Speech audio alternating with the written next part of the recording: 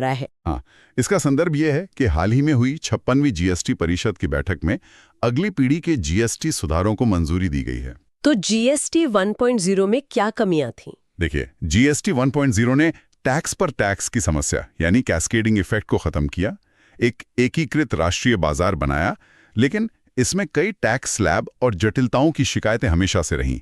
GST 2.0 इन्हीं समस्याओं को दूर करने का एक प्रयास है।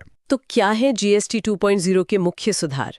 सबसे बड़ी बात जो सुनने में आ रही है वो है दरों का युक्तिकरण यानी रेट रैशनलाइजेशन। बिल्कुल। अब तक जो 5%, 12%, 18% और 28% के 4 मुख्य स्लैब थे, हाँ? उन्हें खत्म करके केवल 2 स्लैब रखे जा रहे हैं, 5% और 18%। सिर्फ 2? 12 और 28% वाले स्लैब हटा दिए गए? जी, पूरी तरह हटा दिए गए हैं। ये अब तक का सबसे बड़ा बदलाव है। और 28% स्लैब का क्या हुआ? जो लग्जरी आइटम्स और सिन गुड्स थे, उनका क्या होगा? उनके लिए एक विशेष डीमेरिट दर यानी स्पेशल डीमेरिट रेट लाई गई है, जो 40% होगी। 40%? हाँ, ये सिन वस्तुओं जैसे तंबाकू और कुछ चुनिंदा विलासिता की वस्तुओं पर लगेगी। ये पहले के कॉम्पनसेशन सेस की जगह लेगी। इन बदलावों का आम आदमी और अर्थव्यवस्था पर क्या असर पड़ेगा? कोई उदाहरण दे सकते हैं? इसका असर बहुत बड़ा है।